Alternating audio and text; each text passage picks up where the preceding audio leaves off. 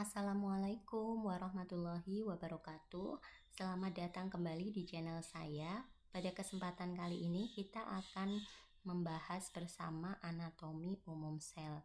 Terkhusus pada bagian ini kita hanya akan membahas membran sel, yaitu terkait struktur dan peran membran sel. Sel yang dilihat dengan mikroskop cahaya terdiri atas membran sel yang mengelilingi nukleus dan sitoplasma. Nukleus adalah bagian inti sel, sedangkan sitoplasma adalah cairan sel. Jadi apa itu membran sel? Ya, tepat sekali. Membran sel adalah membran semipermeabel pada sebuah sel yang mengelilingi dan membungkus isi sitoplasma dan nukleus. Saya ulangi sekali lagi.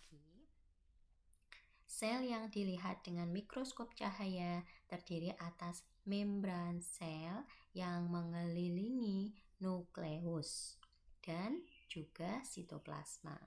Membran sel membungkus, mengelilingi isi sitoplasma dan nukleus. Nukleus itu adalah inti sel, sedangkan sitoplasma adalah cairan sel. Jadi membran sel adalah membran yang membungkus isi sitoplasma dan nukleus. Jadi apa itu membran sel?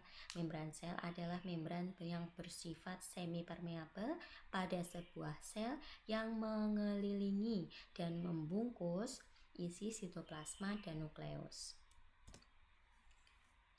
Seluruh permukaan sel dilapisi oleh suatu lapisan ultratipis yang dinamakan membran sel. Semua sel memiliki membran sel. Membran sel adalah rangka dasar yang tersusun atas dua lapis senyawa lemak. Ya, tersusun atas dua lapis senyawa lemak. Lemak atau lipid yang menyusun membran adalah jenis fosfolipid. Lemak atau lipid yang menyusun membran adalah jenis fosfolipid. Satu unit fosfolipid terdiri atas bagian kepala polar yang bersifat hidrofilik. Kepala polar sifat hidrofilik. Kepala polar bersifat hidrofilik. Kepala polar ini dia bersifat hidrofilik yang artinya mengikat atau suka air. Sedangkan bagian ekor nonpolar ini dia bersifat hidrofobik. Ekor nonpolar bersifat hidrofobik. Ekor nonpolar bersifat hidrofobik yang artinya menolak air. Bagian ekor itu selalu terletak pada bagian dalam membran sel. Bagian ekor terletak di bagian dalam membran sel, sedangkan bagian kepala terletak di luar membran sel. Ekor di dalam, kepala di luar. Ekor di dalam, kepala di luar. Satu unit fosfolipid berpasangan dengan unit fosfolipid yang lain dengan posisi yang saling berlawanan, itu akan membentuk dua lapisan fosfolipid, ya. Satu unit fosfolipid bergabung dengan unit fosfolipid yang lain dengan posisi yang saling berlawanan, yaitu ekor di bagian dalam, kepala di bagian luar, akan membentuk struktur lapisan fosfolipid atau lipid bilayer, ya. Dua lapisan lemak atau lipid bilayer. Boleh saya ulangi sekali lagi bahwa seluruh permukaan sel dilapisi oleh suatu lapisan ultratipis yang dinamakan membran sel. Semua sel itu memiliki membran sel. Membran sel memiliki rangka dasar yang tersusun atas dua lapis senyawa lemak, ya. Tersusun atas dua lapis senyawa lemak. Lemak atau lipid yang menyusun membran adalah jenis fosfolipid. Satu unit fosfolipid terdiri atas bagian kepala polar yang bersifat hidrofilik. Kepala polar yang bersifat hidrofilik. Hidrofilik artinya mengikat atau suka air. dan ada bagian ekor nonpolar yang bersifat hidrofobik. Ekor nonpolar yang bersifat hidrofobik atau tidak suka air. Bagian ekor selalu terletak pada bagian dalam membran sel, sedangkan bagian kepala terletak di luar membran sel. Satu unit fosfolipid yang terdiri atas kepala polar dan ekor nonpolar bergabung dengan unit fosfolipid lainnya dengan posisi yang saling berlawanan sehingga membentuk dua lapisan fosfolipid. Selain lipid atau lemak, membran sel juga terdiri atas protein. Protein dapat disebut sebagai penunjang rangka dasar membran sel. Ibaratnya seperti tiang-tiang rumah. Protein dapat disebut penunjang rangka dasar membran sel seperti tiang-tiang rumah. Jadi kalau pada suatu bangunan rumah, rangka dasarnya itu berupa tiang-tiangnya. Kalau pada membran sel, rangka dasarnya adalah berupa protein. Ada dua macam protein penyusun membran sel. Yang pertama adalah protein integral dan yang kedua adalah protein periferal. Apa itu protein integral? Protein integral adalah protein intrinsik, ya. Protein integral adalah protein intrinsik yang letaknya menembus kedua lapisan lipid, ya, menembus kedua lapisan lipid. Protein integral letaknya menembus kedua lapisan lipid atau lemak yang fungsinya adalah menyatukan kedua lapisan lemak. Sedangkan protein periferal adalah protein ekstrinsik yang letaknya menempel di permukaan lapisan lipid, ya.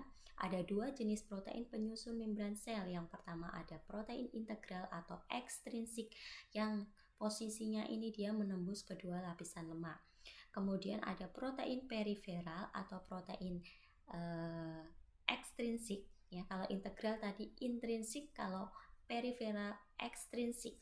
Integral protein intrinsik yang dia menembus kedua lapisan lemak. Kalau periferal adalah protein ekstrinsik yang dia posisinya itu berada di permukaan lapisan lipid.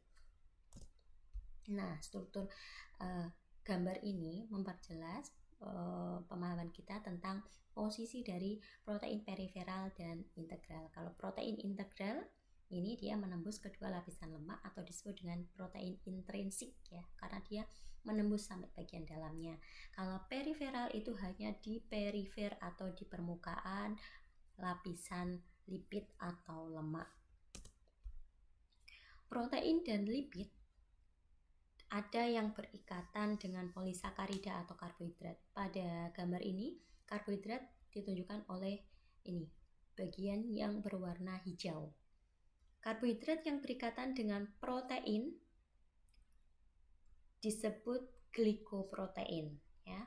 Karbohidrat yang berikatan dengan protein disebut dengan glikoprotein.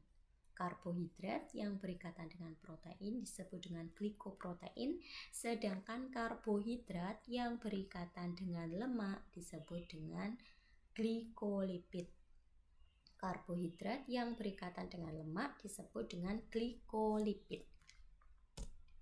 Nah, sekarang masuk ke bagian fungsi membran sel.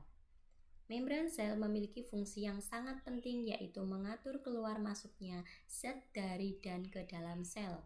Membran sel memiliki kemampuan menyeleksi zat-zat yang masuk ke sel karena bersifat selektif permeabel. Cara transportasi zat melintasi membran sel. Ada cara pasif dan cara aktif. Cara pasif dibagi menjadi dua, ada difusi dan osmosis. Difusi adalah peristiwa berpindahnya partikel zat karena ada perbedaan konsentrasi dari konsentrasi yang tinggi ke konsentrasi yang rendah. Sedangkan osmosis adalah peristiwa berpindahnya molekul-molekul pelarut, terutama air, melintasi membran semipermeabel dari daerah dengan konsentrasi pelarut yang tinggi ke daerah dengan konsentrasi pelarut yang rendah. Jadi di sini yang berpindah itu terutama adalah molekul air. melintasi membran semi-permeabel dari daerah dengan konsentrasi pelarut tinggi. Konsentrasi pelarut tinggi artinya pada komponen larutan itu, ya, pada komponen larutan itu zat terlarutnya konsentrasinya lebih rendah ke daerah konsentrasi pelarut rendah. Konsentrasi pelarut rendah artinya pada komponen larutan itu komponen zat terlarutnya itu dia tinggi, ya. Kalau konsentrasi pelarutnya tinggi, berarti yang terlarut itu rendah. Kalau konsentrasi pelarutnya rendah, yang terlarut lebih tinggi. Selanjutnya ada transport aktif, yaitu transportasi molekul zat atau ion-ion melewati membran yang memerlukan energi.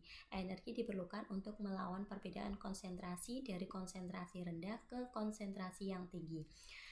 Selanjutnya ada eksositosis, yaitu mekanisme transport molekul besar seperti protein dan polisakarida melintasi membran plasma dari dalam keluar sel dengan cara menggabungkan vesikula berisi molekul tersebut dengan membran plasma.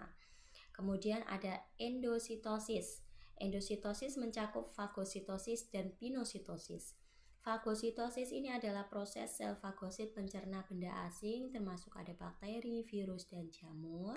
Sedangkan pinositosis adalah proses sel mengambil cairan ekstraseluler dan molekul yang terlarut di dalamnya melalui pembentukan vesikel.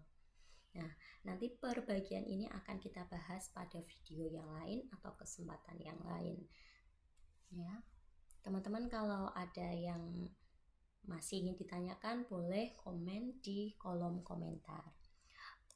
Terima kasih, cukup sekian untuk pembahasan tentang membran sel pada kesempatan kali ini.